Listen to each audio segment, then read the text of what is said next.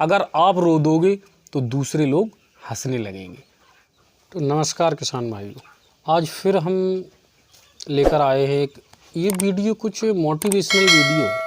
इस वीडियो में सिर्फ हम जो हमारा एक्सपीरियंस है वो आपके साथ शेयर करेंगे, और जो आगे बढ़ने के लिए बहुत ज़रूरी है, आपको मोटिवेट होना है, डीमोटिवेट नहीं होना है, उसके सारा हम अपना एक्सपीरियंस बताएंगे।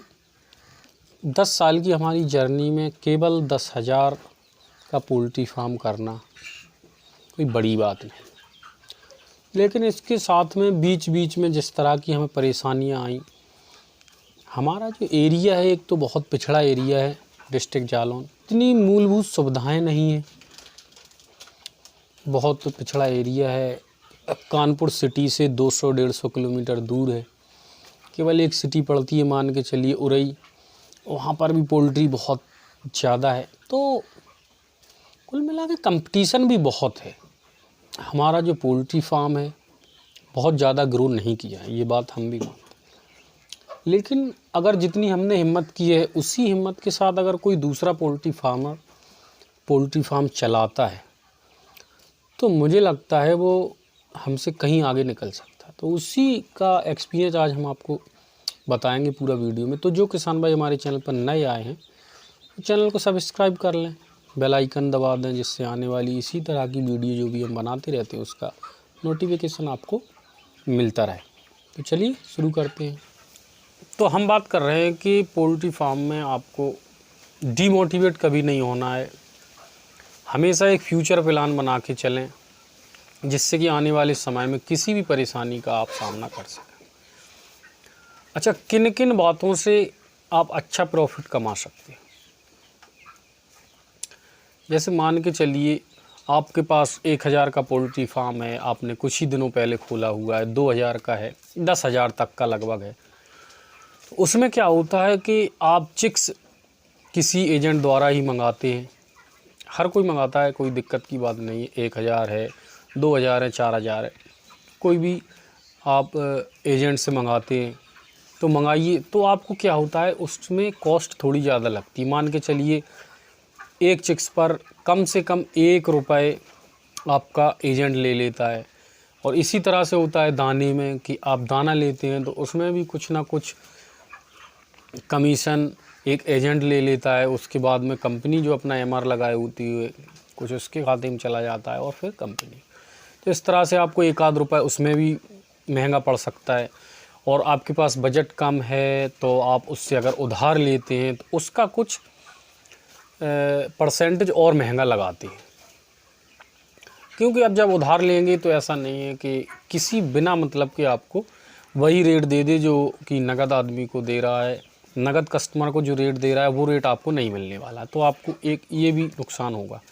तो छोटी फार्मिंग में यही दिक्कत है कि आपको जो आपके एजेंट वगैरह होते हैं उनमें आपका पैसा बहुत चला जाता है, जो आपको बचना चाहिए, तो वो आपका वही खा लेते हैं कुछ 2-5%। तो उस हिसाब से आप एक प्लानिंग करके चलें कि आने वाले समय में जो चेन है इसको आपको कम करते चले जाना है। वो हर कहीं ऐसा होता है कि बिना चेन के आप काम नहीं कर सकते, लेकिन कोशिश ये करें, जब आप पोल्ट्री फार्म धीरे धीरे बढ़ाते जा रहे हैं और आपका एक माइंड सेट होना चाहिए कि आगे चल के हमें इसके थ्रू दाना नहीं लेना है, हम दूसरे से लेंगे। एक माइंड सेट बना के चलें, हम डायरेक्ट कंपनी से लेने लगेंगे। ऐसे ही दवा का है, अगर दवा भी आप लेते हैं उसमें भी परसेंटेज जाता है।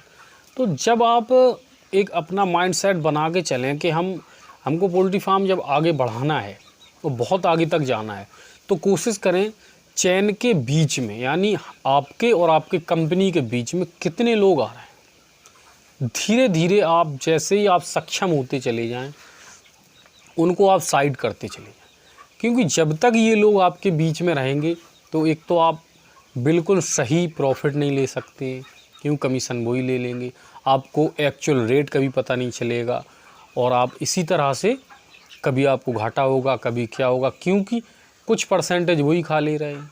अगर मान के चलिए 3,000 रुपये 4,000 रुपये उसने आपके एजेंट ने खा लिए, 3-4 हज़ार रुपये आपके चूजे वाले ने खा लिए, 5-10 हज़ार रुपये आपके वैसे ही चले गए।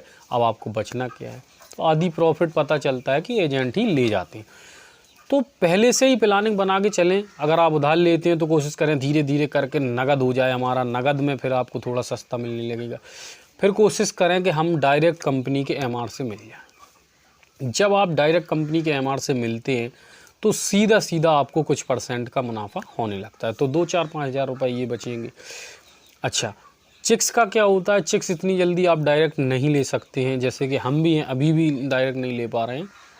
कोशिश लेकिन फिर भी आप करते चले जाएं। अगर आप 10 हज़ार से प्लस का आप मान के चलिए फार्मर हैं आप, या 5 हज़ार के प्लस आप लेते हैं, तो शायद आप कंपनी से डायरेक्ट ले भी सकते हैं। तो आपको वहाँ पे भी 1 रुपये जो आपका एक चूजे पे चिक्स पर चला जाता है वो भी आपका बचने लगेगा। तो इस तरीके से जो भी बीच की जो कड़ियाँ होती हैं उनको आप समाप्त करते चले जाएं और डायरेक्ट फेस टू फेस आप वहाँ तक चले जाएं, क्योंकि इनका जो बीच वालों का होता है, जो एजेंट हैं, ये कभी आपको डायरेक्ट लोगों से मिलने ही नहीं देते। तो उससे आपको प्रॉफिट, कभी जायज़ प्रॉफिट मिलेगा ही नहीं और आप डीमोटिवेट होते चले जाएंगे और हर बार मुनाफा घाटा होगा या कम प्रॉफिट होगा, जिससे आपको लगेगा कि यार इससे बढ़िया बिजनेस दूसरा कर लें आप। तो ऐसा होता रहता है। हमारे यहाँ भी इतनी दिक्कत है कि हमारे यहाँ तो चिक्स में जो मुर्गा होता तैयार, जब मुर्गा हो जाता तो बेचने में बहुत समस्या आती है। अगर मान के चलिए कानपुर में बिक रहा है 120 रुपये, तो हमारे यहाँ 110 रुपये उठ रहा है। मंडी खुल रही 135 रुपये, हमारे यहाँ 110 रुपये बिक रहा है। तो इस तरह के हम लोगों को भी बहुत परेशानियों का सामना करना पड़ता है, लेकिन जितना हो सकता है हम लोग डायरेक्ट की अब कोशिश करने लगे। हमने जैसे जब छोटे से फार्म स्टार्ट किया था तब हम शायद 16 साल की उम्र के होंगे, 16-17 साल, यानी कि हम 10th पास करने के बाद से पोल्ट्री फार्म शुरू कर लिया था और इसके साथ में पढ़ाई करते गए थे और इसके साथ में धीरे धीरे हमने यहाँ पे पोल्ट्री फार्म अपना बढ़ाना स्टार्ट कर दिया था और खेती भी अपनी हम साथ में करते रहते थे। तो इसी तरीके से धीरे धीरे हमने एक अपना एम हमने बना लिया था कि यार एक समय ऐसा होगा कि हम अपनी खुद के फार्म पे अपने ट्रक उतरवा रहे होंगे, गाड़ी उतरवा रहे होंगे। और जो हम चिक्स खुद लेने जाया करते थे, पहले क्या होता था, आज के 10 साल पहले कंपनी भी बहुत किसी को चिक्स घर पे जाके नहीं देती थी, पोल्ट्री फार्म पर जाकर चिक्स नहीं देती थी। तो आपको कहीं डिस्ट्रिक्ट में जाना पड़ता था, उरई जाना पड़ता था, यहाँ तक कि हमने झांसी तक से चूजा लिया हुआ है। तो उस पर और भी कॉस्ट आ जाती थी, बिल्कुल कम से कम प्रॉफिट होता था। तो डायरेक्ट लेने का यही एक प्रॉफिट हो जाता है कि आपको आपके घर पे मिलेगा, तो जो रास्ते का आपका खर्चा है वो बच जाएगा, उससे आपके प्रॉफिट अच्छा खासा होने लगेगा। अच्छा, कभी कभी क्या होता है, मान के चलिए आपके फार्म पर आंधी आ जाती है, आपका पोल्ट्री फार्म पूरा उड़ जाता है, उससे भी लोग डीमोटिवेट हो जाते हैं। लेकिन हमारे फार्म पर एक बार क्या हुआ कि रात में आंधी आई, पूरा फार्म तहस नहस हो गया। लगभग में उसमें 2,500 से 3,000 चिक्स डला हुआ था, आधा चिक्स मर गया। लेकिन हमने उसमें काम किया कि रात में ही जितना चिक्स मरा हमने उसको उठा के पूरा एक डब्बे में बंद कर दिया। उसको डब्बे में बंद करके छुपा के एक तरफ हमने रख दिया, क्योंकि हमें लोगों को ये नहीं दिखाना था कि लोग आए हमारे फार्म पर और देखकर ये कहें अरे चांद ये ऐसा हो गया, आपको बहुत नुकसान हो गया। और हमें किसी की सद्भावना की बिल्कुल ज़रूरत नहीं थी, हमें अपने हौसले पर काम करना था। तो हमारे लगभग आधे चिक्स मर चुके थे, बहुत तेज़ आंधी आई हुई थी, तो जिससे कि पूरा फार्म हमारा लगभग ख़राब हो चुका था। और पूरा आंधी आई और पानी आया तो छोटा 8 दिन का चिक्स था, लगभग आधा मर गया था। हमने आराम से भर के उसको रख दिया। लोग सुबह वही हुआ, सुबह लोग आए, क्यों भाई आप नुकसान हो गया होगा, ये हो गया होगा। हमने कहा नहीं, बिल्कुल नहीं, हमारे फार्म पर कोई नुकसान नहीं है।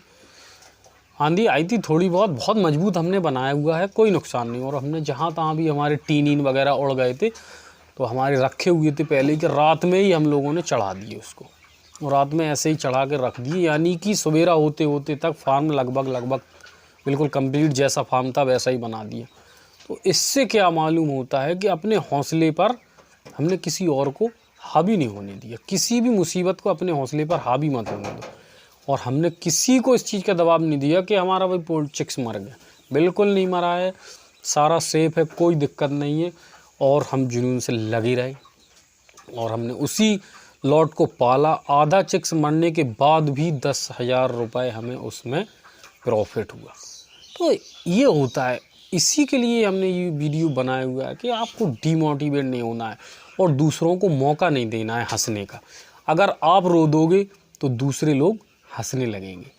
तो आपको ये ध्यान रखना है कि कभी किसी को आपको हंसने नहीं देना है और खुद कभी रोना नहीं। पर क्लाइमेट पर बहुत निर्धारित है, तो हर चीज़ का आप पर इफ़ेक्ट पड़ सकता है, आंधी का, गर्मी का, हर चीज़ का।